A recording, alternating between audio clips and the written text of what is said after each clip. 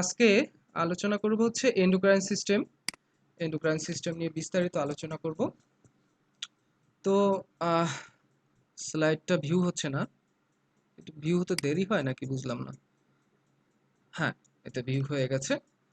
তো আমাদের আজকের আলোচনা হচ্ছে এন্ডোক্রাইন সিস্টেম। তার আগে আমি একটু কথা বলে নেই যে আমাদের চিকিৎসা প্রক্রিয়াটা হচ্ছে ৩ প্রক্রিয়ায় হয়। অনেকেই আছে যে আমাদের চেম্বারে রুগী আসে, রুগী আসলে হচ্ছে ওষুধ দিয়ে ছেড়ে দেয়। অনেক সময় দেখি আমাদের ডাক্তাররা অনেক ব্যস্ত থাকে, ব্যস্ত থাকার কারণে তারা ঠিকমতো রুগীকে সময় দেয় না, তাদের কথা ঠিকমতো শোনে না এবং অ্যাডভাইস দেয় না। তো আমাদের শুধুমাত্র খেয়াল রাখতে হবে ট্রিটমেন্টের ক্ষেত্রে মেডিসিন ভূমিকা কিন্তু খুবই কম পালন করে। বেশিরভাগই হচ্ছে মনসন্তুষ্টি, মানসিক মেন্টাল স্যাটিসফ্যাকশনটা কিন্তু খুবই ইম্পর্টেন্ট। অনেক জায়গায় দেখবেন রুগীরা বলে অমুক ডাক্তারের কাছে আমি গেছিলাম, তারা এত সুন্দরভাবে আমাকে বুঝাইয়া দেয় বা এমন সুন্দরভাবে কথা বলে আমার অর্ধেক রোগ ভালো হয়ে যায়। তো এটা কিন্তু সত্যি কথা। অর্ধেক কিন্তু রোগটা নিয়ন্ত্রণ করে কিন্তু মেন্টাল, মানসিকতা। আমাদের কিন্তু হোমিওপ্যাথিতে কিন্তু মেন্টাল স্যাটিসফ্যাকশনটা উপর বেশি গুরুত্ব দেওয়া হয়। আর মাইন্ড মেথড যারা ফলো করে তারা কিন্তু বেশিরভাগই হচ্ছে মেন্টাল সিমটমস এর উপরে ওষুধ নির্বাচন করে থাকে। তো এই কারণে শুধুমাত্র আপনারা মেডিসিন সিলেকশনে ব্যস্ত থাকবেন না, মেডিসিন সিলেকশন করবেন, করার পরে তাকে মানসিক সন্তুষ্টি দেওয়ার জন্য যে যে কথা বলা দরকার সেগুলো কথা বলবেন, তাকে সান্ত্বনা দিবেন। তারপরে তৃতীয় নাম্বার হচ্ছে তার লাইফস্টাইল পরিবর্তন, জীবনধারার পরিবর্তন। এই লাইফস্টাইল ব্যক্তির আমাদের কিন্তু হোমিওপ্যাথিতে হচ্ছে রোগের ট্রিটমেন্ট করে না, রোগীর ট্রিটমেন্ট করে। সেটা মেডিসিন সিলেকশন করবেন হচ্ছে রোগীর সিমটমস অনুযায়ী, কিন্তু তার জীবনধারা লাইফস্টাইল পরিবর্তন করাটা কিন্তু সম্পূর্ণ নির্ভর করে হচ্ছে রোগের উপরে। তার কি রোগ হয়েছে এবং তার লাইফস্টাইলটা কিভাবে পরিবর্তন করতে হবে সেটা কিন্তু রোগের উপরে নির্ভর করে, সেটা কিন্তু মেডিসিনের উপরে নির্ভর করে না। তো এই কারণে হচ্ছে আপনারা মেডিসিন প্রথমে সিলেকশন করবেন, করার পরে তারপর মেন্টাল স্যাটিসফ্যাকশনটা প্রপারভাবে দিবেন। তারপর হচ্ছে তাদের লাইফস্টাইল কি পরিবর্তন করতে হবে রোগ অনুযায়ী, সেইভাবে আমাদের লাইফস্টাইলটা পরিবর্তন করতে হবে। তো এটুকুই কথা, আপনারা এই বিষয়ে আর বিস্তারিত কথা বলবো না, আমরা মূল আলোচনায় আসি, এন্ডোক্রাইন সিস্টেম। তো এন্ডোক্রাইন সিস্টেম নিয়ে আপনারা এর আগে অনেক ক্লাস করেছেন। আজকে একটা সংক্ষিপ্ত আকার আলোচনা করব 1 ঘন্টার ভিতরে। তো 1 ঘন্টার ভিতরে এন্ডোক্রাইন আলোচনা করা কিন্তু খুবই কঠিন। তো আমি সংক্ষিপ্ত একদম বেসিক বিষয় নিয়ে আলোচনা করব। তো এন্ডোক্রাইন কি? আমরা একটু আগে প্রশ্ন করেছিলাম, উত্তর দিয়েছেন। এন্ডোক্রাইন হচ্ছে অন্তঃক্ষরণ গ্রন্থি বা গ্ল্যান্ড। এখানে শব্দটা আসছে এন্ডো এবং ক্রাইন। এন্ডো এবং ক্রাইন। এন্ডো শব্দের অর্থ ইনসাইড বা অভ্যন্তরীণ, আর ক্রাইন্স শব্দের অর্থ হচ্ছে সিক্রেশন বা নিঃসরণ। হ্যাঁ, তো এখানে কি আছে? এন্ডো অভ্যন্তরীণ, আর ক্রাইন শব্দের অর্থ সিক্রেশন, অভ্যন্তরীণ সিক্রেশন। এখন অভ্যন্তরীণ সিক্রেশনটা কি? অভ্যন্তরীণ সিক্রেশনটা হচ্ছে আমাদের যে গ্ল্যান্ডসের চারপাশে যে ব্লাড ভেসেলস গুলো থাকে, আর্টারি এবং ভেইন, এর ভিতরে এখান থেকে যে রসটা নিঃসরণ হয়, যে হরমোনটা নিঃসরণ হয়, সেটা ডাকের মাধ্যমে যায় না, সরাসরি ব্লাড স্ট্রিমে সেটা চলে যায়, রক্তে মিশে যায়। এটাকে বলা হয় এন্ডোক্রাইন গ্ল্যান্ড। আর এক্সোক্রাইন গ্ল্যান্ড কাকে বলে? সেখানে ডাক থাকে, সেই ডাক দিয়ে সেটা বাহিরে বের হয়ে যায়। যেরকম আমরা উদাহরণ দেই, আমাদের স্যালিভারি গ্ল্যান্ড থাকে, তাই না? যেখান থেকে থুতু বা লালা নিঃসরণ হয়, এটা কিন্তু এক্সোক্রাইন গ্ল্যান্ড, এন্ডোক্রাইন না। আবার আমাদের লিভার, লিভার কিন্তু একটা এন্ডোক্রাইন এবং এক্সোক্রাইন উভয়। এবং তাছাড়া আর একটা আছে প্যানক্রিয়াস। প্যানক্রিয়াস থেকে হরমোন নিঃসরণ হয় এবং সাথে সাথে প্যানক্রিয়াটিক জুস নিঃসরণ হয় ডাকের মাধ্যমে, সেটাও কিন্তু আমাদের এক্সোক্রাইন গ্ল্যান্ড। তারপরে আছে পরিপাকতন্ত্রে আমাদের ক্ষুদ্র ক্ষুদ্র এককোষী সেল থাকে, যেখান থেকে গ্যাস্ট্রিক জুস নিঃসরণ হয়, সেটা এক ধরনের এক্সোক্রাইন গ্ল্যান্ড। তারপরে টেস্টিস, টেস্টিস থেকে কিন্তু টেস্টোস্টেরন হরমোন নিঃসরণ হয় এবং সিমেন প্রোডাকশন হয়ে থাকে, এটা এক্সোক্রাইন এবং এন্ডোক্রাইন উভয়। তো এন্ডোক্রাইন এবং এক্সোক্রাইনের মধ্যে পার্থক্য হচ্ছে এন্ডোক্রাইন সরাসরি রক্তের ভিতরে মেশে এবং এক্সোক্রাইন হচ্ছে রক্তের সাথে মেশে না, সরাসরি বাহিরে ডাক থাকে, ডাক দিয়ে বাহিরে বের হয়ে যায়। এখানে ছবির মাধ্যমে আপনারা দেখতে পারেন সরাসরি ক্যাপিলারি থেকে ব্লাডের সাথে মেশে হচ্ছে এন্ডোক্রাইন, আর এক্সোক্রাইন হচ্ছে আলাদা ডাক থাকে, ডাক থেকে বাহিরে বের হয়ে যায়। হ্যাঁ, এখন আমাদের আলোচনা এক্সোক্রাইন গ্ল্যান্ড না, আমাদের আলোচনার বিষয় হচ্ছে এন্ডোক্রাইন গ্ল্যান্ড। তো এই এন্ডোক্রাইন গ্ল্যান্ড থেকে আমাদের হরমোন নিঃসরণ হয়। আসলে হরমোনটা কি? হরমোন হচ্ছে এক ধরনের কেমিক্যাল মেসেঞ্জার। এখানে দেখেন, হরমোন আর কেমিক্যাল মেসেঞ্জার। আমরা কি মেসেজ করি না আমাদের মেসেঞ্জারে? বিভিন্ন বন্ধুদের সাথে মেসেজ করি, এই আমার জন্য এইটা পাঠাতো, এই আমার জন্য এইটা করিস তো, একটা নির্দেশ দেই না? বা কথোপকথন করি, একজনের সাথে আরেকজন যোগাযোগ করি। ঠিক আমাদের এই হরমোনের মাধ্যমে আমাদের দেহ কথা বলে। আমাদের একটি অর্গান আরেকটি অর্গানের সাথে কথা বলে। আমাদের নার্ভাস সিস্টেমও কিন্তু কথা বলে, কিন্তু সেটা ডিরেক্ট, সরাসরি। সরাসরি কথা বলে মানে সরাসরি দেহকে নিয়ন্ত্রণ করে। আমি হাতটা উত্তোলন করলাম, হাতটা যখন উত্তোলন করি আমাদের মস্তিষ্ক সরাসরি মোটর নার্ভের মাধ্যমে, সেনোসারি নার্ভের মাধ্যমে এটা উত্তোলন করি এবং নামাই, সেন্সেশন অনুভব করে, এটা সরাসরি। কিন্তু হরমোনের মাধ্যমে মেসেজ পাঠায়, মেসেজের বার্তা পাঠায়, সেই অনুযায়ী কাজ করে। যেরকম আগে আমাদের ছিল ডাক বিভাগ, আমরা চিঠি পাঠাতাম বাংলাদেশের বিভিন্ন জায়গা বা ইন্টারন্যাশনাল বিভিন্ন জায়গায়, কিন্তু আমরা এই মেসেজ পাঠাতাম চিঠির মাধ্যমে। ঠিক আমাদের দেহ এই গ্ল্যান্ডসের মাধ্যমে যে হরমোনগুলো নিঃসরণ করে, সেই হরমোনগুলোর মাধ্যমে দেহ কথা বলে। এই কথা বলে মেসেজের মাধ্যমে। কির মাধ্যমে? মেসেজের মাধ্যমে, এই হরমোনের মাধ্যমে। বিভিন্ন ধরনের হরমোন রয়েছে, সেটা আমরা একটু পরে আলোচনা করব। তাহলে আমাদের হরমোন কি? হরমোন এক ধরনের কেমিক্যাল মেসেঞ্জার, এক কথায় মেসেজ পাঠায়, সংবাদ আদান প্রদান করে। তাহলে আমাদের এন্ডোক্রাইন গ্ল্যান্ড গুলো কি কি রয়েছে? পিনিয়াল গ্ল্যান্ড, তারপর পিটিউটরি গ্ল্যান্ড, হাইপোথ্যালামাস। এগুলো হচ্ছে মস্তিষ্কে, এই তিনটা: পিটিউটরি, পিনিয়াল এবং হাইপোথ্যালামাস। তারপরে আমাদের গলায় এখানে থাকে হচ্ছে থাইরয়েড। থাইরয়েড দেখতে প্রজাপতির মতো, ঠিক প্রজাপতির মতো দেখতে। সেই একই জায়গায় হচ্ছে প্যারাথাইরয়েড গ্ল্যান্ড। প্যারাথাইরয়েড গ্ল্যান্ডটা হচ্ছে তার অপোজিট সাইডে। যখন আপনি এই থাইরয়েড গ্ল্যান্ডটা উল্টো করবেন, পিছনে মটর দানার মতো চারটা ছোট ছোট ছিদ্র, আমরা একটু পরে সেটা দেখাবো, এক এক করে দেখাবো বিস্তারিত। তারপর হচ্ছে থাইমাস গ্ল্যান্ড। থাইমাস গ্ল্যান্ডটা থাকে হচ্ছে কোথায়? Body of the sternum. আমাদের যে মাঝখানে যে টাইয়ের মতো যে একটা হাড় থাকে, এই হাড়ের পাশে, উল্টো পাশে লাগানো থাকে। তারপরে হচ্ছে প্যানক্রিয়াস। প্যানক্রিয়াস থাকে হচ্ছে বিহাইন্ড দ্য স্টোমাক, পেটের নিচে আড়ালে লুকানো থাকে এই প্যানক্রিয়াস। তারপরে কি থাকে? কিডনির উপরে অ্যাড্রিনাল গ্ল্যান্ড থাকে।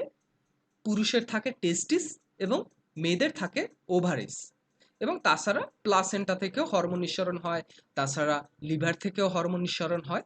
তো আমরা এক এক করে এখন প্রত্যেকটা গ্ল্যান্ড নিয়ে আলোচনা করব।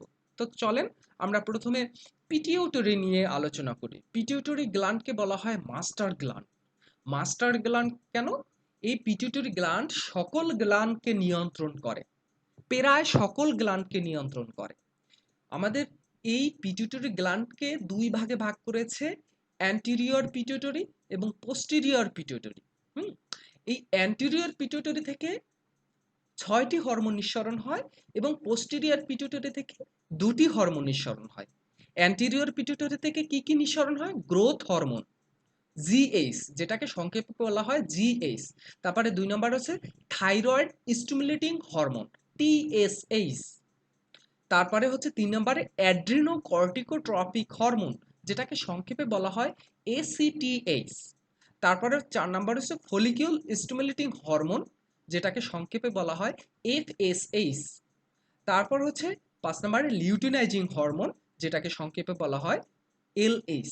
তারপরে 6 নম্বর হচ্ছে প্রোলাক্টিন হরমোন। এই 6টি হরমোন হচ্ছে অ্যান্টিরিয়র পিটুইটারি থেকে নিঃসরণ হয়। তারপরে আসি পোস্টেরিয়র পিটুইটারি। পোস্টেরিয়র পিটুইটারি থেকে হচ্ছে এডিএইচ, অ্যান্টি ডিউরেটিক হরমোন, এবং 8 নম্বর হচ্ছে অক্সিটোসিন হরমোন। এখন এখানে দেখেন বেশিরভাগই জায়গায় হচ্ছে এই 3টি জায়গায় লেখা আছে স্টিমুলেটিং। স্টিমুলেটিং শব্দের অর্থ সংবেদন বা নাড়া দেওয়া বা উত্তেজিত করা, সেটাকে বলা হয় স্টিমুলেটিং। এখন এই গ্রোথ হরমোনের কাজ হচ্ছে, এক, গ্রোথ হরমোনের কাজ হচ্ছে আমাদের দেহের যে বডি সেল গ্রোথ, আমাদের জানি ছোট একটা শিশু জন্মগ্রহণ করে, তারপরে ধীরে ধীরে বড় হয়, সেল ডিভিশন করে, অনেক সেলের তৈরি হয়। এই জিএইচ গ্রোথ হরমোনের মাধ্যমে সেল ডিভিশন করে এবং হাড়ের বৃদ্ধি, বোনস বোনসের বৃদ্ধি করে এবং লিভারকে একটা তিনটা ফাংশন, এক হচ্ছে সেল ডিভিশন, দুই নম্বর আছে বোন গ্রোথ এবং লিভার ফাংশনকে অ্যাক্টিভ রাখে। তিনটি কাজ এই জিএইচ হরমোনের, তিনটি কাজ।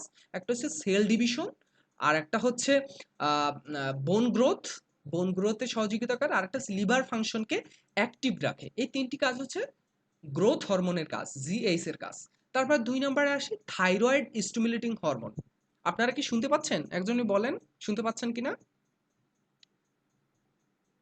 হ্যাঁ, শুনতে পাচ্ছি। জি, জি, জি। ওকে। এখানে আছে ২ নম্বরে থাইরয়েড স্টিমুলেটিং হরমোন, টিএসএইচ। এখানে থাইরয়েড শব্দটা আছে। থাইরয়েডকে স্টিমুলেটিং করে, অর্থাৎ উদ্দীপনা জাগায়, তাকে সংকেত দেয়। যখন এই থাইরয়েড স্টিমুলেটিং হরমোন পিটিউটরি থেকে নিঃসরণ হয়ে রক্তের সাথে মিশে যখন থাইরয়েড গ্ল্যান্ডের কাছে আসে, তখন থাইরয়েড থেকে কিন্তু থাইরয়েড হরমোন নিঃসরণ হয়।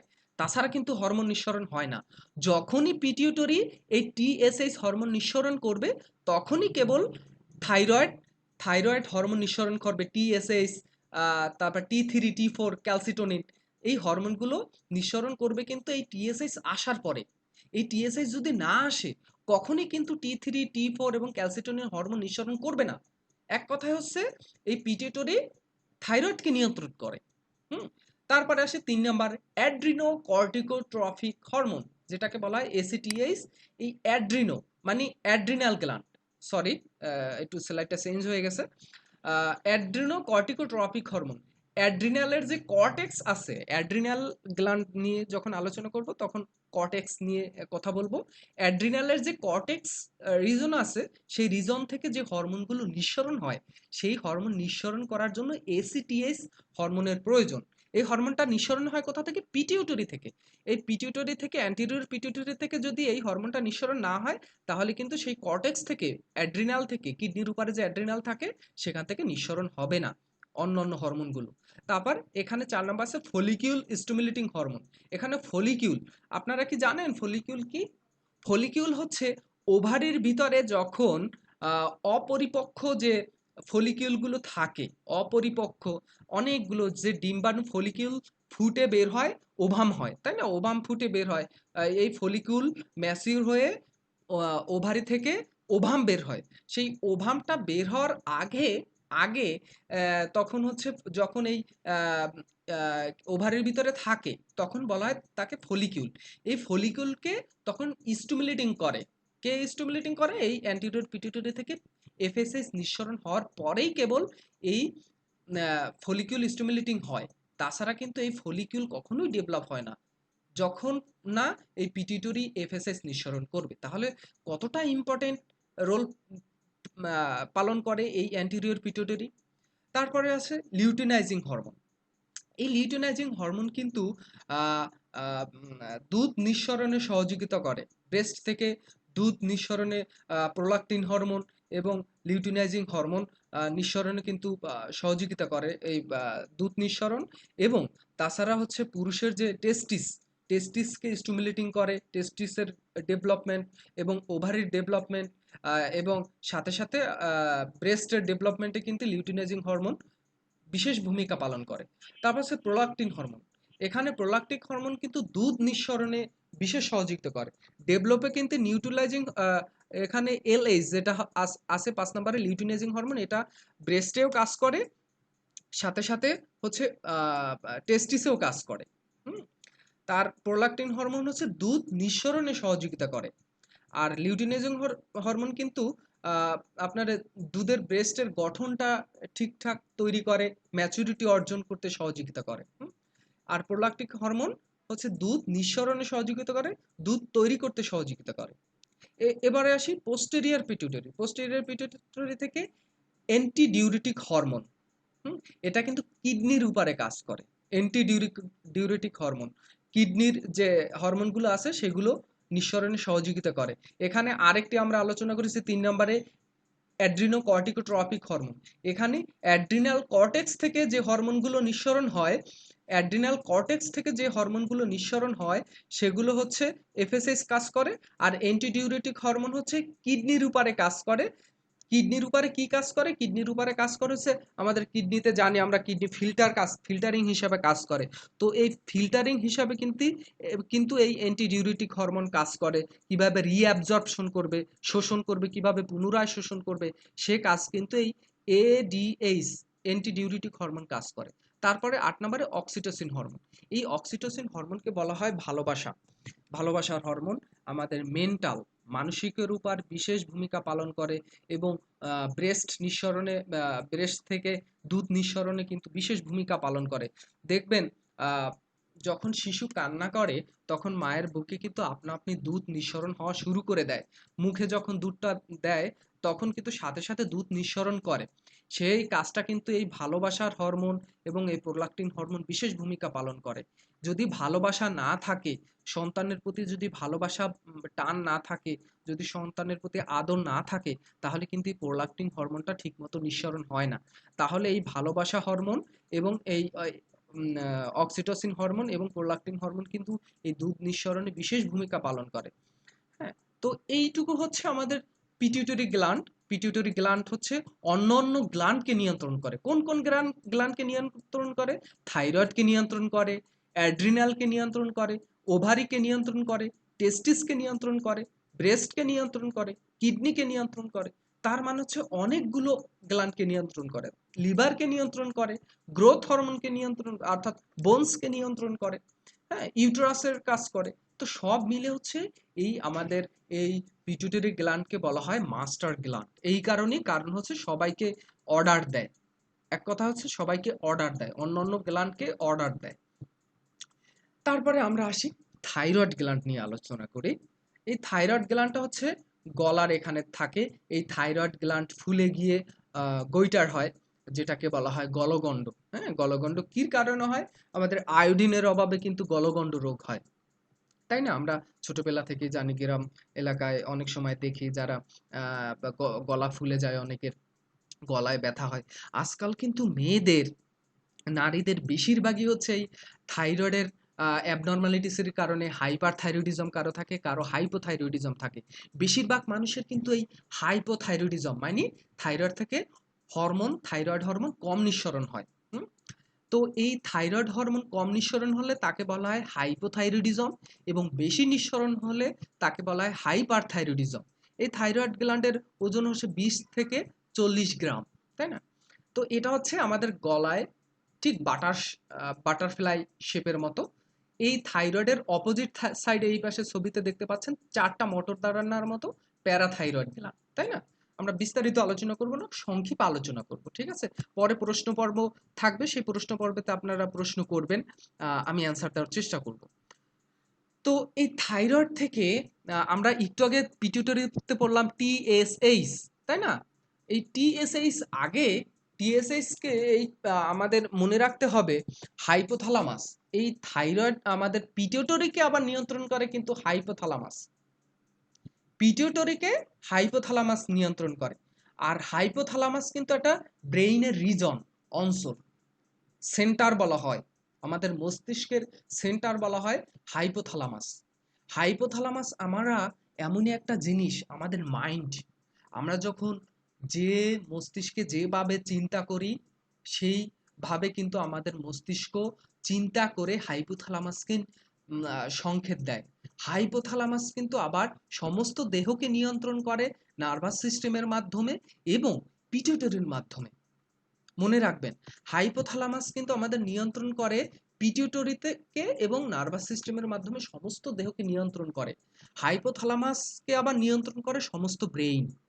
আমরা যেভাবে চিন্তা করি, মানুষের থিঙ্কিং, যে মাইন্ড মেথড যেটা ফলো করা হয়, আমাদের মাইন্ড যে যেরকম মানসিকতার, সেই অনুযায়ী কিন্তু দেহের biochemistry, mind is a mind কিন্তু আমাদের দেহের বায়োকেমিস্ট্রি নিয়ন্ত্রণ করে, আমাদের অর্গানিক কেমিস্ট্রিকে নিয়ন্ত্রণ করে কিন্তু আমাদের মাইন্ড। আর মাইন্ড নিয়ন্ত্রণ করে হাইপোথ্যালামাসকে, আর হাইপোথ্যালামাস নিয়ন্ত্রণ করে এই পিটুইটারিকে এবং নার্ভাস সিস্টেমকে নিয়ন্ত্রণ করে থাকে। মনে রাখবেন, আমাদের মন যেরকম ভয় পেলে সে ভয় পাই, আতঙ্কিত হই, দুঃখিত হই, তারপরে স্ট্রেসে থাকি, মানসিক চাপে থাকি, তখন এই হাইপোথ্যালামাস কিন্তু এই ব্রেইনের সকল সংকেত নিয়ে হাইপোথ্যালামাস নিয়ন্ত্রণ করে আবার সমস্ত দেহকে। তাই আমাদের ব্রেইন এবং দেহের সাথে নিয়ন্ত্রণ হয়ে থাকে এই হাইপোথ্যালামাসের মাধ্যমে। হ্যাঁ, মাইন্ডের উপরে নিয়ন্ত্রণ করে। তো এই হাইপোথ্যালামাস থেকে টিআরএইচ, থাইরয়েড রিলিজিং হরমোন নিঃসরণ করে। এই থাইরয়েড রিলিজিং হরমোন কোথায় আসে? পিটিউটারিতে আসে। পিটিউটারির কোন রিজনে? অ্যান্টেরিয়র পিটিউটারিতে আসে। সেই আসার পরে কি নিঃসরণ হয়? টিএসএইচ, থাইরয়েড স্টিমুলেটিং হরমোন নিঃসরণ হয়। সেই টিএসএইচ রক্তে মেশে, তারপর রক্তে মেশে আসে কোথায়? এই থাইরয়েডে আসে। থাইরয়েডে আসার পরে কিন্তু টি3, যেটাকে বলা হয় ট্রাই আয়োথাইরোনিন, ট্রাই আয়োথাইরোনিন, হুম, যে ট্রাই আয়োথাইরোনিন যেটাকে বলা হয় টি3, তারপর হচ্ছে টি4 থাইরক্সিন, ট্রাই আয়োথাইরোনিন হরমোন এবং থাইরক্সিন, এই দুটি হরমোন নিঃসরণ হয়, সাথে সাথে ক্যালসিটোনিন হরমোন নিঃসরণ হয়। তাহলে এই হরমোনগুলো কোথা থেকে নিঃসরণ হয়? টি3, টি4 এবং ক্যালসিটোনিন, এই তিনটি হরমোন। টি3, টি4 এবং ক্যালসিটোনিন হরমোন নিঃসরণ হয় কোথা থেকে? এই থাইরয়েড থেকে। কখন নিঃসরণ হয়? যখন এই পিটিউটারি থেকে টিএসএইচ আসবে এবং আমরা যে ন্যাচারাল সোর্স থেকে আয়োডিন গ্রহণ করি, সেই আয়োডিনের সমন্বয়, আয়োডিন এবং এই টিএসএইচ সমন্বয় কিন্তু এই টি3, টি4 এবং ক্যালসিটোনিন নিঃসরণ করে। আমরা যদি লবণ ঠিকমতো গ্রহণ না করি, আয়োডিনযুক্ত খাবার না খাই, তাহলে কিন্তু এই টি3, টি4 এবং ক্যালসিটোনিন কিন্তু নিঃসরণ হবে না, মনে রাখবেন। অনেকেই আছে আপনাদের চেম্বারে আসবে অতিরিক্ত মোটা হয়ে যাচ্ছে, শরীর দুর্বল, তারপরে চুল পড়ে যাচ্ছে, অ্যাবনর্মাল মিনিস্ট্রেশন, বেবি কনসেপ্ট করছে না, বিভিন্ন ধরনের সমস্যার কারণে এই মেটাবলিজম ফাংশন কিন্তু থাইরয়েড নিয়ন্ত্রণ করে। তো এই মেটাবলিজম ঠিকমতো না হলে অনেক ধরনের সিমটমস আমরা লক্ষ্য করে থাকি। তাহলে এই টিএসএইচ লেভেল তখন পরীক্ষা করতে হয় এবং আয়োডিন গ্রহণ করে কিনা সেটা ঠিকমতো দেখতে হবে, সামুদ্রিক মাছ খায় কিনা এবং সাথে সাথে আয়োডিনযুক্ত খাবার খায় কিনা সেটাও লক্ষ্য রাখতে হবে। তো আমরা এবারে আলোচনা করি যে এই থাইরয়েড হরমোন কিভাবে মেটাবলিজম ফাংশনটা করে থাকে। হুম, তো এই মেটাবলিজমটা কি? মেটাবলিজম হচ্ছে আমরা যখন খাবারগুলো গ্রহণ করি, আমাদের প্রথমে যায় পরিপাকতন্ত্র থেকে, আমরা খাবারটা খাই না? খাওয়ার পরে পরিপাকতন্ত্রে যায়, পরিপাকতন্ত্রে গিয়ে সেখান থেকে শোষণ করে স্মল ইন্টেস্টাইনের মাধ্যমে। স্মল ইন্টেস্টাইনে থেকে সকল পুষ্টিগুণ সে শোষণ করে। আর শুধুমাত্র লার্জ ইন্টেস্টাইনের কাজ কি? স্মল ইন্টেস্টাইন সকল পুষ্টি উপাদান গ্রহণ করে স্মল ইন্টেস্টাইন থেকে, লার্জ ইন্টেস্টাইন থেকে শুধুমাত্র ওয়াটার অ্যাবজর্ব করে। তো এই শোষণ করে টোটাল ভেইন হয়ে আমাদের লিভারে আসে, টোটাল ভেইন হয়ে লিভারে আসে। লিভার কি করে? আমাদের কিছু দেহের উপযুক্ত করে তোলে, কিছু স্টোর করে এবং সকল বাকি পদার্থগুলো আমাদের রক্তে মিশিয়ে দেয়। সেই রক্ত থেকে, এটা দেখতে পাচ্ছেন একটা কোষ, এটা একটা গোল কোষ। এই কোষের ভিতরে সব যে খাদ্য পুষ্টি উপাদান ভিতরে প্রবেশ করার দরকার, যেরকম প্রোটিন প্রবেশ করে, তারপরে ফ্যাট দিয়ে আমাদের এই সেল মেমব্রেন তৈরি হয় এবং ভিতরে প্রবেশ করে কি? ভিতরে প্রবেশ করে বিভিন্ন ইলেকট্রোলাইটস গুলো প্রবেশ করে। ইলেকট্রোলাইটস গুলো কি? আমরা শাক সবজি ফলমূল থেকে ইলেকট্রোলাইটস গ্রহণ করি, যেরকম sodium, potassium, calcium, magnesium, bicarbonate, এইগুলো কিন্তু আমরা গ্রহণ করি। এই গ্রহণ করলে হয় কি? এই কোষের ভিতরে প্রবেশ করে এবং আমাদের গ্লুকোজ প্রবেশ করে কি করে? তারা শক্তি উৎপাদন করে। শক্তি উৎপাদন প্রক্রিয়াটাকে বলা হয় ক্যাটাবলিজম। হুম, ক্যাটাবলিজম। এবং এই ক্যাটাবলিজম শক্তি উৎপাদন করে হয় কি? ATP, adenosine triphosphate. হুম, এটিপি উৎপাদন করে। উৎপাদন করার পরে এটিপি তৈরি হয় এই ক্যাটাবলিজমের মাধ্যমে। এবং সাথে সাথে ওয়েস্ট প্রোডাক্টস তৈরি হয়। এই ওয়েস্ট প্রোডাক্টস তৈরি হয় কিভাবে? মনে করবেন, আচ্ছা, মেশিন, ডিজেল চালিত মেশিনে কি আছে? আমরা ডিজেল দেই, মোবিল দেই, তাই না? মোবিল দেই। ওদিকে একটা জায়গা থাকে মেশিনে, দেখবেন যে কোনো ডিজেল চালিত মেশিন বা ইঞ্জিন চালিত মেশিন, এক পাশ থেকে কিন্তু বাতাস প্রবেশ করে আর এক পাশ থেকে দোয়া বের হয়। তো এই বাতাস প্রবেশ করে এবং দোয়া বের হয়। প্রবেশ করে কি? প্রবেশ করে বাতাস, মোবিল, ডিজেল, এটা প্রবেশ করে। করার পরে বের হয় কি? ধোঁয়া। এগুলো পুড়ে কি বের হয়? ধোঁয়া বের হয়। ঠিক আমাদের প্রত্যেকটি কোষের ভিতরে এই কি প্রবেশ করে, গ্লুকোজ প্রবেশ করে এবং অন্যান্য আদার এলিমেন্টসগুলো প্রবেশ করার পরে শক্তি উৎপাদন করে, সাথে সাথে শক্তি উৎপাদন করার সাথে সাথে ধোঁয়া বের হয়। ঠিক আমাদের মেশিনেও, ইঞ্জিন চালিত মেশিনেও এইগুলো প্রবেশ করার পথে শক্তি উৎপাদন করে, পরে কিন্তু ধোঁয়া বের হয়, ওয়েস্ট প্রোডাক্টস বের হয়। তো সেই ওয়েস্ট প্রোডাক্টস বের হয়ে যায় এবং কিছু খাদ্য কিছু সঞ্চয় করে রাখে, প্রত্যেকটি কোষের ভিতরে সঞ্চয় করে রাখে। এই দুইটা প্রক্রিয়া, ক্যাটাবলিজম এবং অ্যানাবলিজম। এই ক্যাটাবলিজম এবং অ্যানাবলিজমকে বলা হয় মেটাবলিজম। মেটাবলিজম তাহলে কি? মেটাবলিজম হচ্ছে আমাদের প্রত্যেকটি কোষ শক্তি উৎপাদন করে এবং কিছু শক্তি সঞ্চয় করে রাখে, এই প্রক্রিয়াটাকে বলা হয় মেটাবলিজম। এই মেটাবলিজম ফাংশনটা করে থাকে থাইরয়েড, তাই না? এই তাহলে শক্তি উৎপাদন করে। তাহলে আপনারা দেখবেন যখন শক্তি উৎপাদন করে মেশিন, যখন শক্তি উৎপাদন করে মেশিন কি গরম হয়ে যায় না? মেটাবলিজম তখন গরম হয়ে যায়, তাই দেহের টেম্পারেচার বেড়ে যায়। এটা কিন্তু বলতেছি কিন্তু থাইরয়েডের ফাংশন। থাইরয়েড ফাংশন কি করে? যখন শক্তি উৎপাদন করে তখন আমাদের শরীর গরম রাখে, টেম্পারেচার তৈরি হয়। তারপর কি করে? গ্রোথ হয়। এই মেটাবলিজম প্রক্রিয়ার মাধ্যমে সেল গ্রোথ হয়। ওই যে বললাম যে শক্তি উৎপাদন করে, সাথে সাথে সেল ডিভিশন হয়। তারপর আমাদের নার্ভাস ফাংশনকে ঠিক রাখে, হ্যাঁ, ব্লাড ক্যালসিয়ামকে নিয়ন্ত্রণ করে, হার্ট ফাংশন, স্কিন, তারপর মিনিস্ট্রিয়াল সাইকেল, এইগুলোকে নিয়ন্ত্রণ করে কিন্তু আমাদের এই মেটাবলিজম ফাংশন। সোজা কথা হচ্ছে এই নিচের 1 থেকে 8 পর্যন্ত, তাই না? আপনারা 2 থেকে 8 পর্যন্ত মনে রাখার দরকার নেই, শুধুমাত্র মনে রাখবেন 1 নাম্বার ফাংশন মেটাবলিজম। থাইরয়েডের প্রধান কাজ হচ্ছে মেটাবলিজম। যখন এই মেটাবলিজম অ্যাবনর্মাল হয়ে যাবে, অস্বাভাবিক হয়ে যাবে, যখন এই মেটাবলিজম বেড়ে যাবে, কমে যাবে, তখন এই যে নিচের যে কাজগুলো, এই নিচের 2 থেকে 8 পর্যন্ত এইগুলা অস্বাভাবিক হয়ে যাবে। হুম, আরো দেহের অন্যান্য ফাংশনগুলো অ্যাবনর্মাল হয়ে যাবে। এটা সাধারণ একটা ব্যাপার, আপনারা বুঝতেই পারছেন। যেখানে এই শক্তি প্রক্রিয়াটা, একটা শক্তি উৎপাদন করা এবং সঞ্চয় করে রাখা, এই প্রক্রিয়াটা যখন ফাস্ট হয়ে যাবে, যখন ইঞ্জিন খুব দ্রুত চলবে, তখন দ্রুত গরম হয়ে যাবে, তখন বেশি বেশি ডিজেল ব্যবহার হয়ে যাবে, তাই না? ডিজেল ব্যবহার হবে, তারপরে হচ্ছে দেহ গরম হয়ে যাবে, ইঞ্জিন বেশি গরম হয়ে যাবে, বেশি পরিমাণ তেল খরচ হবে, হ্যাঁ, বেশি পরিমাণ ধোঁয়া উৎপাদন হবে, বেশি পরিমাণ যদি মেটাবলিজম হয়। ঠিক আমাদের দেহে যদি বেশি পরিমাণ মেটাবলিজম হয়, তাড়াতাড়ি শক্তি খরচ হয়ে যাবে, দেহে বেশি পরিমাণ গরম হয়ে যাবে। ঠিক যেরকম ইঞ্জিন বেশি পরিমাণ চললে যেরকম অবস্থা হয়, ঠিক আমাদের দেহও একটা ইঞ্জিন, যখন বেশি পরিমাণ এটা হবে তখন দেহ গরম হয়ে যাবে, টেম্পারেচার বেড়ে যাবে। এখন আমরা সেইটাই আলোচনা করব, যখন বেশি পরিমাণ মেটাবলিজম হবে আর যখন মেটাবলিজম কম কম হবে। এই বেশি পরিমাণ মেটাবলিজম হলে তাকে বলা হয় হাই। বেশি পরিমাণ যদি মেটাবলিজম হয়, অর্থাৎ থাইরয়েড থেকে বেশি পরিমাণ যদি T3 T4 নিঃসরণ হয়, তখন তাকে বলা হয় হাই পারথাইরয়েডিজম। আর কম পরিমাণ যদি থাইরয়েড নিঃসরণ হয়, তাকে বলা হয় হাইপোথাইরয়েডিজম। তো এই বেশি পরিমাণ মেটাবলিজম হলে এই সিমটমগুলো লক্ষ্য করা যাবে। আর যদি হাইপোথাইরয়েডিজম হয়, তাহলে এই লক্ষণগুলো প্রকাশ পাবে। আমি এই লক্ষণগুলো বললাম না, কারণ বেশি পরিমাণ সময় লাগবে। আর এই লক্ষণগুলো কেন প্রকাশ পাবে? শুধুমাত্র মনে রাখবেন মেটাবলিজম, বেশি পরিমাণ এনার্জি খরচ হবে, বেশি পরিমাণ মনে করেন হাইপার থাইরয়েডিজম, বেশি হাইপার থাইরয়েডিজমে কি হয়? বেশি পরিমাণ মেটাবলিজম হয়, বেশি পরিমাণ T3 T4 নিঃসরণ হয়। তখন কি হবে? তখন হবে দেহ গরম হয়ে যাবে, তাপমাত্রা বেশি হবে, ঘুমাতে পারবে না, তারপরে হার্টবিট দ্রুত হবে, চুল পড়ে যাবে, ডায়রিয়া হবে। হ্যাঁ, এইসব লক্ষণগুলো কেন হবে?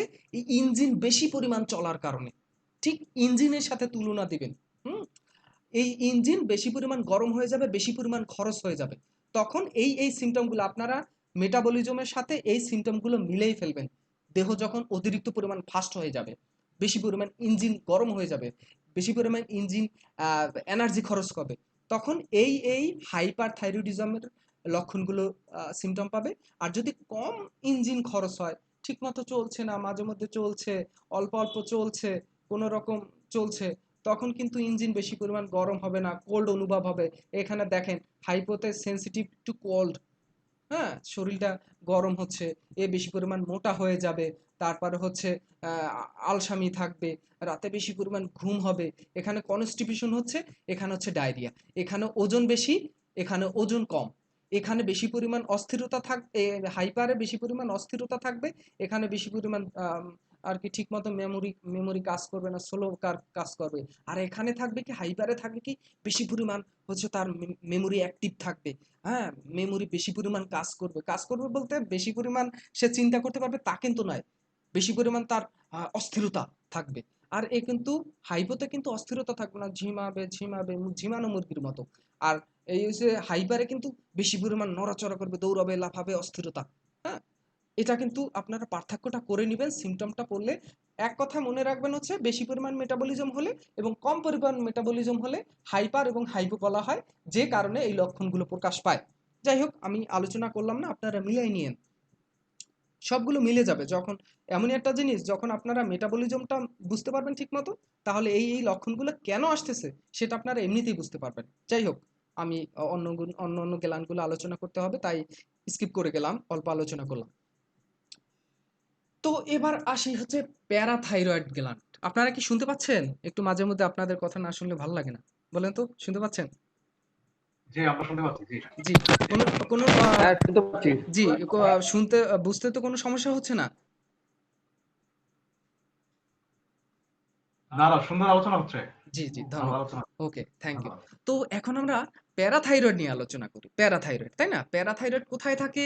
আমরা একটু আগে থাইরয়েডের সময় আলোচনা করলাম যে থাইরয়েডের ঠিক পিছনে যখন উল্টো করবেন, সেখানে 4টি মটর দানার মতো, দুই পাশে, এপাশে ডান পাশে 2টা, বাম পাশে 2টা মটর দানার মতো এই প্যারাথাইরয়েড হরমোন বলা হয়। এই প্যারাথাইরয়েড গ্ল্যান্ড থেকে প্যারাথ হরমোন নিঃসরণ হয়। প্যারাথ, যেটাকে বলা হয় পিটিএইচ, প্যারাথ হরমোন। তাহলে এই ক্যালসিয়াম লেভেলকে নিয়ন্ত্রণ করে থাকে প্যারাথ হরমোন। এটা কিন্তু খুবই ইম্পর্টেন্ট যে কিভাবে ক্যালসিয়াম নিয়ন্ত্রণ করে। এবার আমাকে বুঝতে হবে এই ক্যালসিয়াম আমাদের দেহে কি কাজে লাগে। আচ্ছা, আপনারা একদম, আচ্ছা হাবিব ভাই বলেন যে এই আমাদের ক্যালসিয়াম ক্যালসিয়াম দেহে কাজ কি, ক্যালসিয়ামের কাজটা কি একটু বলেন তো। সরি, আসলে আমার বাচ্চা কোলে, তো আমি একটু পড়ে ফেলছি। আচ্ছা, আচ্ছা। আর কেউ যদি বলতে পারেন যে এই ক্যালসিয়ামের কাজটা কি?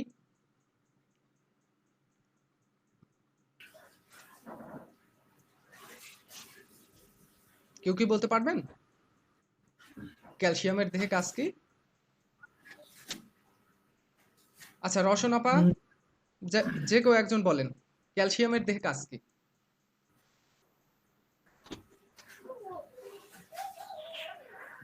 ভাইয়া যতটুকু খাবার জানি। শক্তির যোগায়। হ্যাঁ, ক্যালসিয়াম, ঠিক আছে। ক্যালসিয়ামের কাজটা কি বলেন? আচ্ছা, মনে হয় আপনাদের সমস্যা হচ্ছে। ক্যালসিয়ামের কাজ কিন্তু আমরা সবাই জানি। ক্যালসিয়ামের প্রধান কাজ হচ্ছে হাড় গঠন করা, তাই না? আমরা সবাই জানি। তবে এই হাড় গঠন ছাড়াও আরেকটি গুরুত্বপূর্ণ ফাংশন হচ্ছে nervous system, nervous signalling. Nervous signalling, আমরা আমরা যখন মশা কামড় দেয়, আমরা মশা কামড় দিলে সিগন্যালটা কোথায় যায়? মস্তিষ্কে চলে যায়, তাই না? আবার মস্তিষ্কে যখন সিগন্যালটা চলে যায়, তখন আমরা ডান হাত বাম হাত তুলে মশাকে আঘাত করি।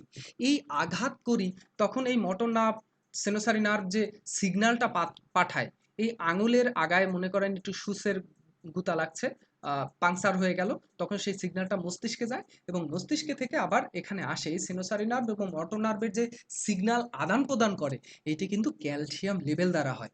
তো আমাদের রক্তে এই ক্যালসিয়াম লেভেল কিন্তু 9 থেকে 11 পয়েন্ট থাকা দরকার। যখন এই পয়েন্ট কমে যাবে এবং বেড়ে যাবে, তখন কিন্তু এই লেভেলকে নিয়ন্ত্রণ করে থাকে এই পিটিএইচ, প্যারাথাইরয়েড হরমোন। মনে করেন আপনি ক্যালসিয়াম 1 সপ্তাহ না, 1 সপ্তাহ থেকে 15 দিন ধরে ক্যালসিয়াম খান না। ক্যালসিয়াম কিসে কিসে আছে? ডিমে আছে, দুধে আছে এবং অন্যান্য খাবারে আছে ক্যালসিয়াম। তো ক্যালসিয়াম আপনি 15 দিন ধরে খাননি, তাহলে আমাদের এই দেহে কিন্তু এই ক্যালসিয়াম কিন্তু নিয়মিত লাগবেই। এই 9 লেভেলে যখন কমে যাবে, তখন কি করবে? তখন করবে এই পিটিএইচ হরমোন নিঃসরণ করবে। যখন এই 9-এর নিচে চলে আসবে, তখনই পিটিএইচ হরমোন, প্যারাথ হরমোন নিঃসরণ হবে। নিঃসরণ হলে কি হবে?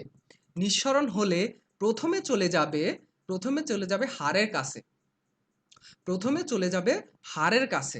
হাড় কি করবে? হাড়ের যে আহ, হাড়ের ভিতরে কোষ আছে, অস্টিওব্লাস্ট এবং অস্টিওক্লাস্ট এবং অস্টিওসাইটস, এই 3টা কোষ আছে, আপনারা এর নাম মনে রাখার দরকার নেই, পরে আমরা আলোচনা করব এই 3টা কোষ কি এবং কি কাজ। তখন এই 3টি কোষের কাজ আছে, কোনটা কাজ এটা পরে বলছি। তখন এই কোষ কি করবে, সেই হাড়ের কোষগুলো এই হাড়গুলো ক্ষতে শুরু করবে, হাড়গুলো ভেঙে রক্তের সাথে মিশিয়ে দেবে। রক্তের সাথে মিশালে কি হবে, রক্তের এই লেভেলটাকে নিয়ন্ত্রণ করবে, অর্থাৎ যখন 9 নিচে নেমে যাবে তখনই প্যারাথাইরয়েড প্যারাথর্মোন নিঃসরণ করবে, প্যারাথর্মোন বনে চলে যাবে, বন কি করবে সেখান থেকে ক্যালসিয়াম ক্ষয়ে দিবে, খাওয়ানোর পরে সেটা রক্তে মিশে সেটা ক্যালসিয়াম ব্যালেন্সকে নিয়ন্ত্রণ করবে। তাছাড়া কি করবে, এই পিটিএস চলে যাবে কিডনির কাছে, কিডনি কি করবে, কিডনি কি করবে, রিঅ্যাবজর্পশন করবে, কিডনি কি করবে, রিঅ্যাবজর্পশন করবে।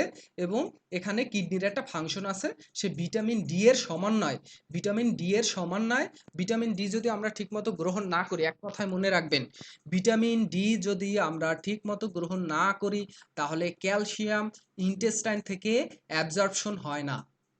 ভিটামিন ডি যদি আমরা ঠিকমতো গ্রহণ করি, ভিটামিন ডি কিন্তু আমাদের খাদ্যের মাধ্যমে খুবই কম পাওয়া যায়, খুবই কম পাওয়া যায়। তো যখন বেশিরভাগই সূর্যের আলো থেকে পাই, আর বেশি দুধ ডিম থেকে পাই। হ্যাঁ, তো যখন এই দুধ ডিম খাই তখন এই ইন্টেস্টাইন থেকে এই ক্যালসিয়াম অ্যাবজর্পশন হয়ে এই ক্যালসিয়াম লেভেলকে নিয়ন্ত্রণ করে। তাহলে কিসের কিসের মাধ্যমে নিয়ন্ত্রণ করে, এ পিটিএস নিঃসরণ হওয়ার পরে কিডনির কাছে যায়, কিডনি কি করে, রক্তের থেকে বের করতে দেয় না ক্যালসিয়াম, সে রিঅ্যাবজর্পশন করে, বোনের কাছে যায়, বোন কি করে, হাড় কি করে, হাড় ক্ষয়ে রক্তে আসে, এবং ইন্টেস্টাইনের কাছে যায়, ইন্টেস্টাইন কি করে, সে ক্ষুদ্রান্ত থেকে ক্যালসিয়ামকে শোষণ করে। তাহলে হাড়ের কাছ থেকে ভেঙে ফেলে, কিডনির কাছ থেকে রিঅ্যাবজর্পশন করে, এবং ইন্টেস্টাইন থেকে সে কি করে, শোষণ করে। এই 3 জায়গা থেকে, হাড়ের কাছ থেকে, কিডনির কাছ থেকে এবং ইন্টেস্টাইন থেকে সে এটা সংগ্রহ করে, সে কোথায় নিয়ে আসে, রক্তে নিয়ে আসে, রক্তে নিয়ে এসে এই লেভেলকে নিয়ন্ত্রণ করে। আমরা যদি না খাই, ক্যালসিয়াম না খাই, তাহলে হাড় তো আমাদের খনি বলা হয়, ক্যালসিয়ামের স্টোর রুম, তো এই খনি থেকে চলে আসে ভেঙে। ঠিক আছে, তো আমরা এটুকুই থাকি। প্যারাথাইরয়েড এইটাই হচ্ছে আমাদের পিটিএস প্যারাথর্মোনের কাজ, এবং ক্যালসিয়াম ব্যালেন্সকে এভাবেই নিয়ন্ত্রণ করে থাকে। যাই হোক, আমরা একটু আগে বলছিলাম হচ্ছে কোষ, হাড়ের কোষ, এখানে যে কথাগুলো বললাম সেই কথাগুলো আগেই বলা হয়ে গেছে। হ্যাঁ, এই হাড় থেকে অস্টিওব্লাস্ট এবং অস্টিওক্লাস্ট থেকে ভেঙে, হাড় ভেঙে আমাদের রক্তে ক্যালসিয়াম ব্যালেন্সকে নিয়ন্ত্রণ করে, কিডনি থেকে রিঅ্যাবজর্পশন করে, ইন্টেস্টাইন থেকে আবার শোষণ করে। এটুকু থাক। তারপরে হচ্ছে হাইপার ক্যালসিয়াম হলে কি কি সিমটমস গুলো হয়, সেখানে এখানে দেয়া আছে। যদি হাইপোক্যালসিয়াম হয়, অতিরিক্ত কম পরিমাণ যদি ক্যালসিয়াম হয়, এই সিমটম গুলো আসে, এবং হাইপার হলে এই সিমটম গুলো আসে, আপনারা দেখে নিবেন, পড়ে নিবেন। তারপরে আসি থাইমাস। আপনাদের বুঝতে সমস্যা হচ্ছে না তো, আলোচনা কন্টিনিউ করব? জি জি অবশ্যই কন্টিনিউ, খুব সুন্দর আলোচনা। জি হ্যাঁ হ্যাঁ, থ্যাংক ইউ। আচ্ছা, এবারে আমাদের 2টা গ্ল্যান্ড নিয়ে আলোচনা হয়ে গেছে, পিটিউটরি, থাইরয়েড, না 3টে আলোচনা হয়েছে, পিটিউটরি, থাইরয়েড, প্যারাথাইরয়েড। এবার আমরা আলোচনা করব থাইমাস গ্ল্যান্ড। থাইমাস গ্ল্যান্ড থাকে কোথায়, থাইমাস গ্ল্যান্ড থাকে বডি অফ দি স্টার্নাম। এখানে বডি অফ দি স্টার্নামের উপরের অংশকে বলা হয় মেনুবিরাম। এই মেনুবিরামের অপোজিট সাইডে থাকে এই থাইমাস। এই থাইমাস গ্ল্যান্ডের প্রধান কাজ, এক কথায় মনে রাখবেন, থাইমোসিন হরমোন নিঃসরণ হয় থাইমাস থেকে, থাইমোসিন হরমোন নিঃসরণ হয়। এই থাইমোসিন হরমোনের প্রধান কাজ হচ্ছে আমাদের টি সেলকে ডেভেলপ করা, ডেভেলপমেন্ট অফ টি সেল। এই টি সেল কোথায় থাকে, এই টি সেলটা হচ্ছে আমাদের ইমিউন সিস্টেম। এক কথায় হচ্ছে আমাদের ইমিউন সিস্টেমের ভিতরে যে টি সেল থাকে, এই টি সেলের ম্যাচিউরিটি করে থাকে কিন্তু এই থাইমোসিন হরমোন। খুবই খুবই ইম্পর্টেন্ট একটি হরমোন থাইমোসিন হরমোন। আর আমাদের টি সেলের যে এত গুরুত্বপূর্ণ কাজ, এত গুরুত্বপূর্ণ কাজ, আমাদের টি লিম্ফোসাইট যেটাকে বলা হয় অ্যাডপটিভ ইমিউনিটি, যেটা আমরা অর্জন করি, ইমিউনিটি অর্জন করি, যেটা আমরা ইমিউন সিস্টেম আলোচনা আমার মেডিকেল সায়েন্স লেসনের ভিতরে ইমিউন সিস্টেম সম্পর্কে বিস্তারিত আলোচনা আছে। যেহেতু অবশ্য সেটা অবশ্য 2.5 বছর আগের আমার ভিডিও করা, হোয়াইট বোর্ডে এটা করেছি। এই ইমিউন সিস্টেম সম্পর্কে বিস্তারিত আপনারা সেখানে পাবেন।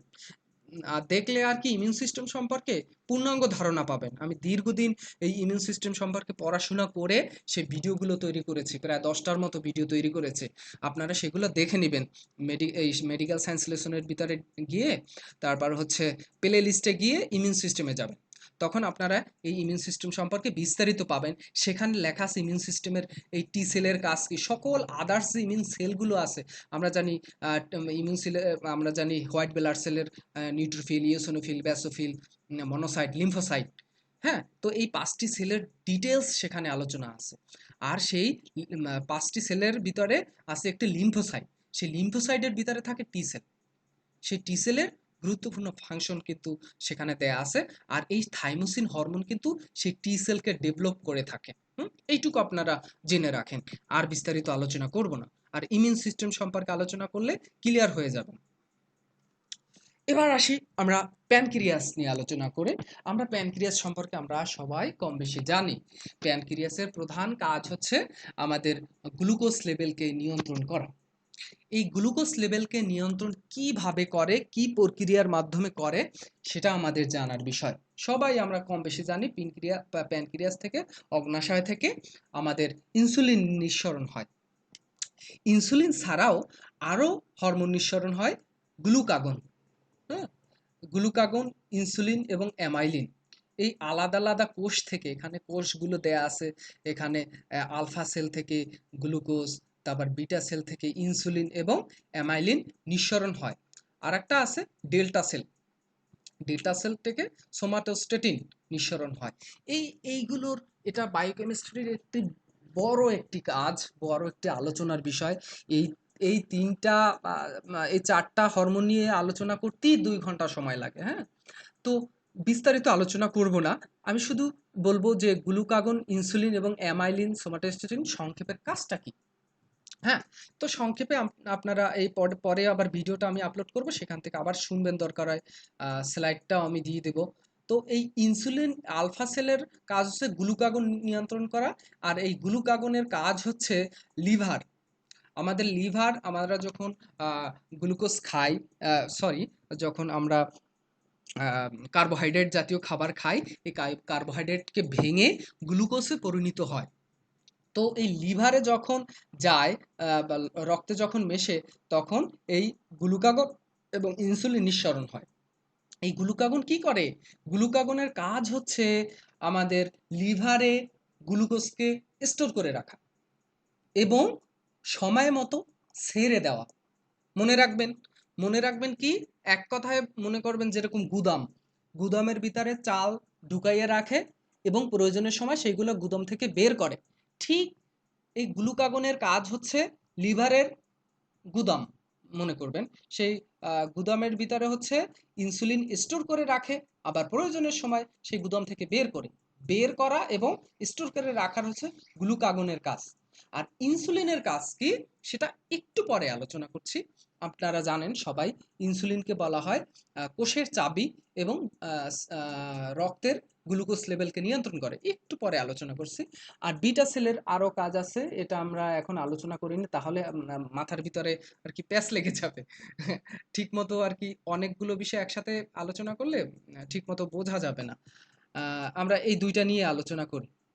তো এবার আসি ইনসুলিনের কাজটা কি। ইনসুলিন হচ্ছে, এখানে আপনারা ছবির মাধ্যমে দেখেন, এখানে সেল মেমব্রেন আছে। এই সেল মেমব্রেনে 2টা জায়গা আছে, ইনসুলিন রিসেপ্টর। হ্যাঁ, ইনসুলিন রিসেপ্টর, এখানে আমাদের কোষ মেমব্রেনের এখানে জায়গা থাকে, চাবি থাকে, জায়গা থাকে, বিভিন্ন জায়গা থাকে। অর্থাৎ এই ইনসুলিন তো বিভিন্ন প্রোটিন দ্বারা তৈরি, তাই না? প্রোটিন দ্বারা তৈরি। এই প্রোটিন এক একটা হরমোন এক একটা প্রোটিন দ্বারা তৈরি, এক একটা স্ট্রাকচার দ্বারা তৈরি। যেরকম আপনার সকল চাবি এবং তালা, প্রত্যেকটা তালার সাথে প্রত্যেকটা চাবি আলাদা, তাই না? ঠিক আমাদের এই কোষের চারপাশে বিভিন্ন ধরনের এরকম চাবির ছিদ্র থাকে, চাবির ছিদ্র থাকে। আর চাবিগুলো কি কি? চাবিগুলো এই ইনসুলিন একটা চাবি, তারপরে হচ্ছে আমাদের ইলেকট্রোলাইটস যেগুলো রয়েছে, electrolytes sodium, potassium, calcium, magnesium, bicarbonate, এইগুলোর জন্য আলাদা আলাদা চাবি আছে। হুম, আলাদা আলাদা চাবি আছে। এই যখন এখানে বসবে তার জন্য আলাদা ফাঁকা তৈরি হয়ে যাবে। হুম, ঠিক আমাদের এই ইনসুলিনটা যখন এই কোষের উপরে এসে বসবে, তখন এই পাশেই থাকবে আর একটা জায়গা খুলে যাবে। যেরকম আমাদের ঘরে এসে চাবি দেওয়ার সাথে সাথে দরজা খুলে যায়, ঠিক কোষের উপরে যখন এসে ইনসুলিন বসবে, তখন এই কোষের আর একটা জায়গা খুলে যাবে, দরজার মতো ফাঁকা হয়ে যাবে। সেই ফাঁকা থেকে গ্লুকোজ, এখানে আর এক পাশে ছবি দেখছেন, এখানে ইনসুলিনটা এসে বসলো, বসার সাথে সাথে এখানে ফাঁকাটা খুলে যাবে। খুলে যাওয়ার পর ভিতরে কি ঢুকবে? ইনসুলিন ঢুকবে, সরি, ভিতরে গ্লুকোজ ঢুকবে। এই গ্লুকোজ ভিতরে ঢুকে শক্তি উৎপাদন করবে। গ্লুকোজ ঢুকে শক্তি উৎপাদন করবে, শক্তি উৎপাদন করবে এবং মেটাবলিজম ফাংশনটা হবে। তো এখানে আরো বিস্তারিত এই গ্লুকোজ কিভাবে কাজ কাজ করে সেটার বায়োকেমিস্ট্রিটা এখানে দেয়া আছে। হ্যাঁ, এটা আপনারা আহ, দেখবেন, এবং দরকার হয় এই বিষয়গুলো একটু গুগলে সার্চ দিলে আপনারা এই বিষয়গুলো ক্লিয়ার হয়ে যাবেন। কারণ আমরা এন্ডোক্রাইন সিস্টেম নিয়ে সব আলোচনা করছি, তো সংক্ষিপ্তভাবে আলোচনা করছি, বিস্তারিত আলোচনা করছি না। কারণ প্রত্যেকটা, আমি আগেই বলেছি যে প্রত্যেকটা গ্ল্যান্ড নিয়ে আলোচনা করলে একদিন 1 ঘন্টা 2 ঘন্টা করে আলোচনা করতে হবে। যাই হোক, তাহলে ইনসুলিনের কাজ হচ্ছে এভাবে কোষের ভিতরে গ্লুকোজকে প্রবেশ করানো। গ্লুকোজ, ইনসুলিন ছাড়া কখনোই গ্লুকোজ এই কোষের ভিতরে প্রবেশ করতে পারবে না। তাই যাদের প্যানক্রিয়াসের সমস্যা হয়, এই ইনসুলিন থাকে না।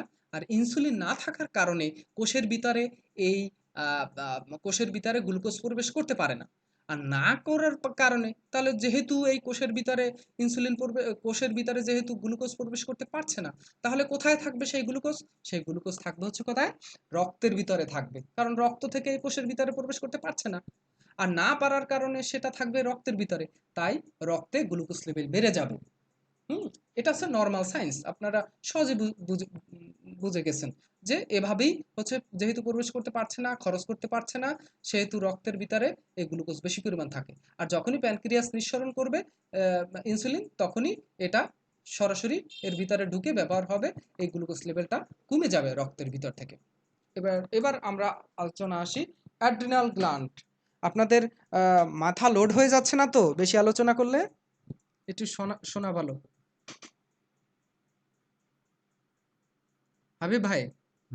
যেটা সমস্যা নেই, যদিও অনেকের জন্য আলোচনা বেশি, যেহেতু আমরা প্রাথমিক স্তরে আছি, হুম হুম। তারপরেও যতটুকু পারি আমরা অবজার্ভ করার চেষ্টা করবো আর কি। আচ্ছা আচ্ছা, তাহলে আলোচনা কন্টিনিউ করছি। হ্যাঁ, জি, অবশ্যই। জি। আচ্ছা, তাহলে আমরা একটা কথা কি, আমাদের প্রত্যেকটি গ্ল্যান্ডের বেসিক একটা মূল কাজ আছে। সেই মূল কাজটা যদি আমরা মনে রাখতে পারি, তাহলে বেশি কিন্তু আমাদের বোঝার প্রয়োজন নাই। যেরকম পিটিউটরির কাজ হচ্ছে অন্যান্য গ্ল্যান্ডকে নিয়ন্ত্রণ করা, থাইরয়েডের কাজ হচ্ছে মেটাবলিজম ফাংশনকে নিয়ন্ত্রণ করা, প্যারাথাইরয়েডের কাজ হচ্ছে ক্যালসিয়ামকে নিয়ন্ত্রণ করা, তারপর থাইমাসের কাজ হচ্ছে আমাদের টি সেলকে নিয়ন্ত্রণ করা, তারপরে প্যানক্রিয়াস এর কাজ হচ্ছে গ্লুকোজকে নিয়ন্ত্রণ করা। এবার আমরা আলোচনা করছি অ্যাড্রিনালের কাজ কি। তো প্রত্যেকটা গ্ল্যান্ডের একটা বেসিক মূল কাজ থাকে। সেই মূল কাজটা যদি জেনে ফেলি, তাহলে আমাদের বুঝতে খুব একটা সমস্যা হবে না। তাহলে অ্যাড্রিনালের কাজটা কি সেটা এক কথায় আমি বলে দেই।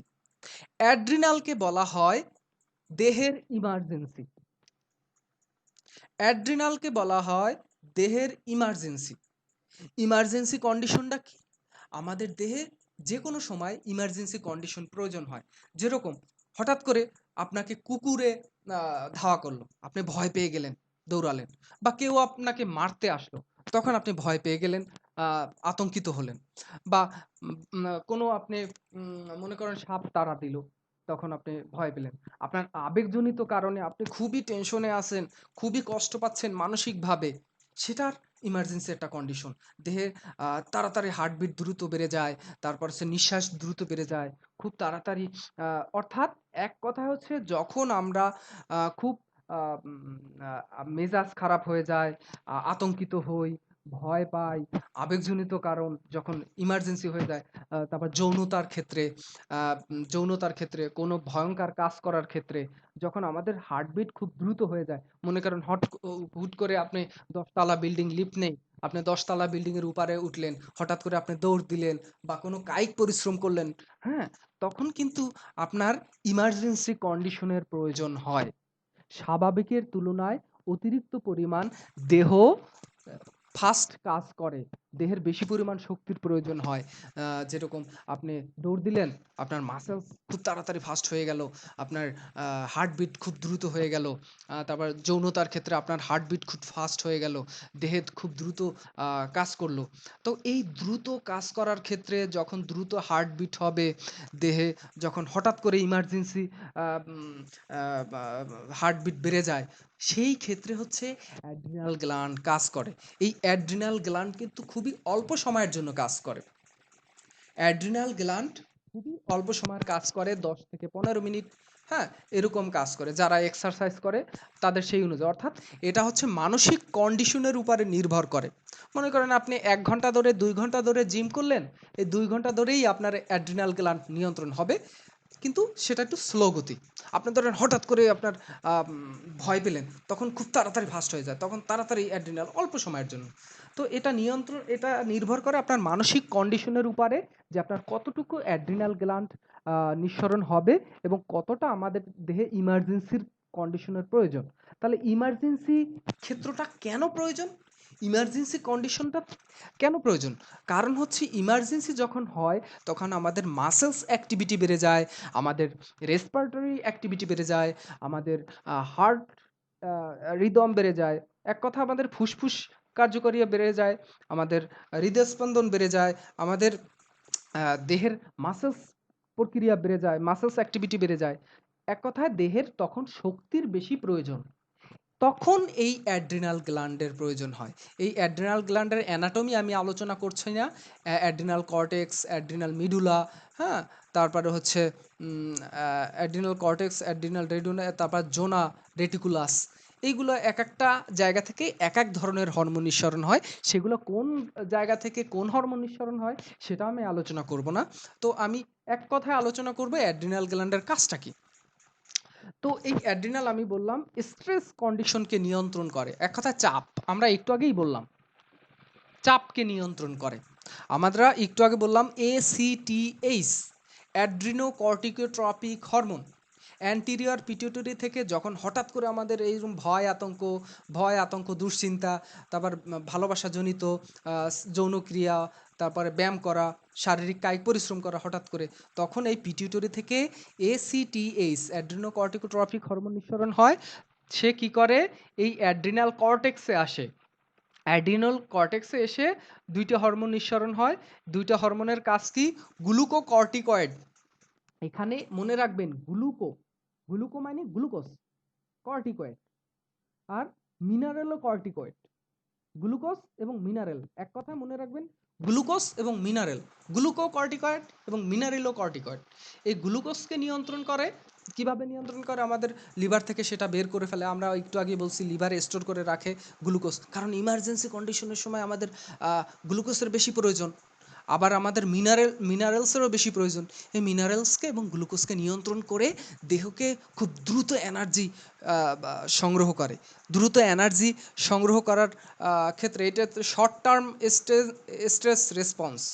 আমি শর্ট টার্ম স্ট্রেস রেসপন্স এবং লং টার্ম স্ট্রেস রেসপন্স, খুব দ্রুত যখন আমরা অল্প সময়ের ভিতরে ভয় পেয়ে যাই, আতঙ্কিত হয়ে যায় যৌনক্রিয়া, তখন এইটা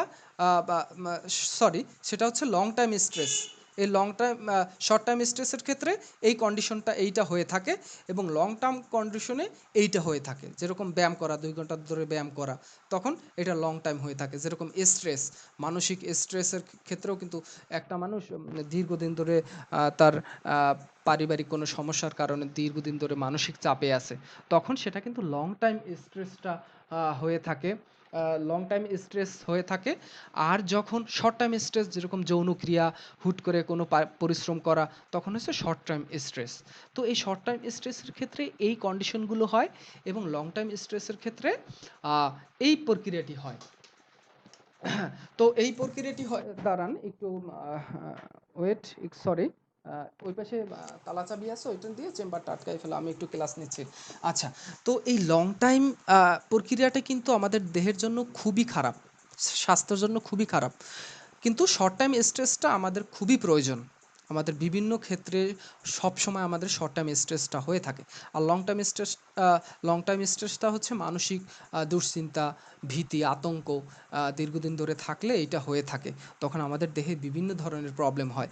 আপনারা এই যে ভিতরে স্টেপগুলো আছে 1 2, এই ভিতরে এইগুলো পড়লে আপনারা বুঝতে পারবেন কিভাবে এটা হয়ে থাকে আর শারীরিকভাবে কিভাবে হয়। আমরা ধীরে ধীরে সেই বিষয় নিয়ে আলোচনা পরে করব।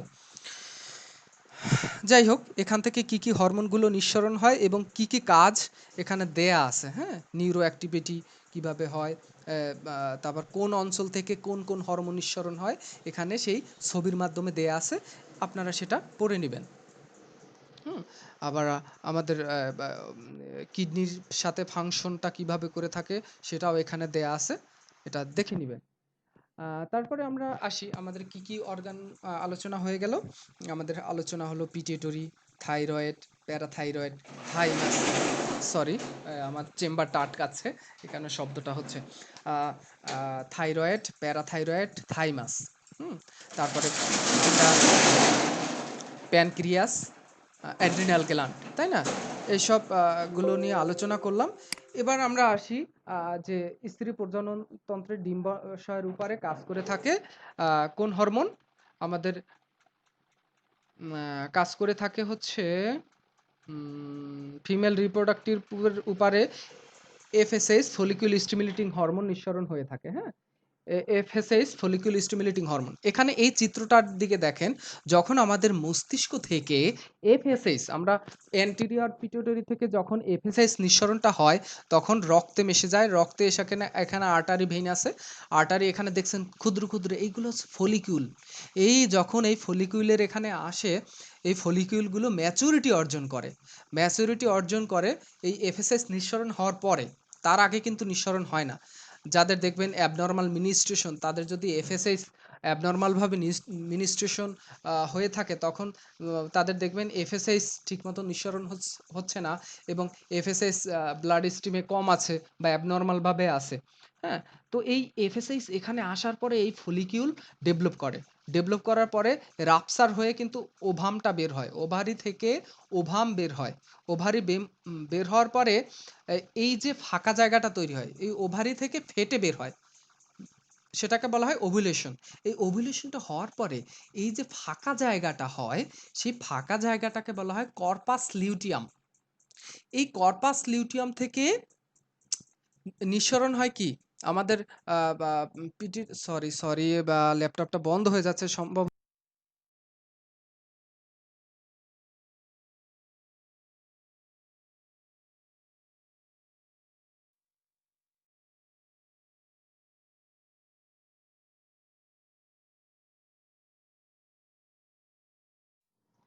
হ্যালো, আপনারা কি শুনতে পাচ্ছেন?